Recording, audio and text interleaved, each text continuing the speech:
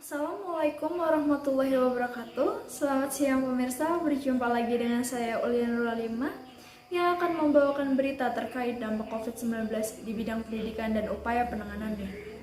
Organisasi Kesehatan Dunia atau WHO menjelaskan perkembangan COVID-19 memiliki gejala yang mirip dengan flu biasa yang dapat berlanjut pada sakit parah dan radang paru atau yang biasa disebut dengan pneumonia, sehingga menyebabkan kesulitan bernafas. Virus ini hanya membutuhkan waktu tidak lebih dari 48 hari untuk menginfeksi 1.000 orang pertama. Tidak heran, saat ini COVID-19 telah berubah menjadi momok yang paling menakutkan bagi seluruh negara di dunia. Pandemi COVID-19 tak hanya berdampak pada orang yang terinfeksi saja, COVID-19 juga memberikan dampak terhadap berbagai bidang, salah satunya itu di bidang pendidikan. Seperti kebijakan yang diambil berbagai negara yang terdampak penyakit COVID-19, Indonesia meliburkan seluruh aktivitas pendidikan. Pada tanggal 4 Agustus 2020, Menteri Pendidikan dan Kebudayaan Nadiem Makarim menetapkan keputusan Mendikbud nomor 709-P-2020 tentang pedoman pelaksanaan kurikulum pada satuan pendidikan dalam kondisi khusus.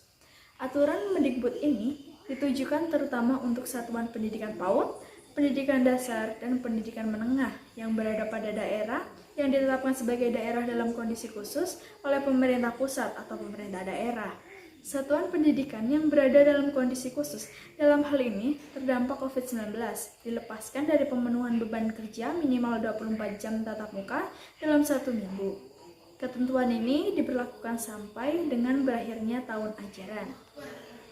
Kebijakan dalam bidang pendidikan ini bertujuan untuk mencegah sekolah sebagai kluster penularan COVID-19. Kasus guru positif COVID-19 menjadi peringatan bahwa kegiatan pembelajaran tatap muka masih belum dapat dilakukan. Oleh karena itu, setiap melakukan pembatasan dan pengoptimalan pembelajaran jarak jauh menjadi solusi mengatasi tetap terselenggaranya kegiatan pembelajaran tanpa tatap muka. Kebijakan belajar di rumah jelas menyebabkan gangguan besar bagi pendidikan di Indonesia, baik peserta didik, guru, sekolah, maupun orang tua. Banyak berbagai masalah yang menghambat terlaksananya efektivitas pembelajaran dengan metode daring. Di antaranya adalah 1. Keterbatasan penguasaan teknologi informasi oleh guru dan siswa. 2. Sarana dan prasarana yang kurang memadai. 3. Akses internet yang terbatas. 4. Kurang siapnya penyediaan anggaran. Peserta didik dari keluarga yang tidak memiliki akses internet atau bahkan tidak memiliki handphone akan ketinggalan pembelajaran ketika tugas belajar disampaikan melalui aplikasi WhatsApp atau lainnya. Implementasi pembelajaran jarak jauh antara guru dan siswa dengan memanfaatkan jaringan internet terkadang memunculkan masalah tersendiri bagi tenaga pengajar dari peserta didik yang tinggal di wilayah dengan keterbatasan jaringan internet. Akses internet yang tidak merata menimbulkan kendala dalam penerapan belajar daring. Selain itu, dampak lain dirasakan oleh peserta didik dari belajar dari rumah adalah beban pelajaran yang terlalu banyak. Pada saat yang sama, peserta didik dituntut untuk dapat mencermati dan mempelajari mata pelajaran sendiri dengan cepat. Dampak pelajaran di rumah berdampak lebih untuk orang tua siswa karena harus menjadi guru di rumah, mengajar tugas, dan selalu memantau siswa.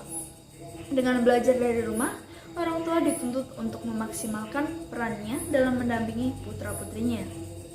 Peran guru selama pandemi tergantikan oleh teknologi. Oleh karena itu, guru mempunyai tantangan yang cukup besar untuk mampu membuat media belajar yang mudah dipahami oleh siswa dari berbagai kemampuan belajar. Selama pandemi ini, kehadiran guru bukan mentransfer ilmu, pengetahuan, tetapi guru menjadi fasilitator dalam pembelajaran. Upaya penanganannya yaitu perlu dilakukan penyesuaian kembali dengan beragam kemampuan masing-masing guru, siswa, dan orang tua dalam memberikan fasilitas belajar daring ini sehingga kendala yang dialami dapat diminimalisir. Pemerintah juga berupaya dalam meningkatkan kualitas belajar siswa.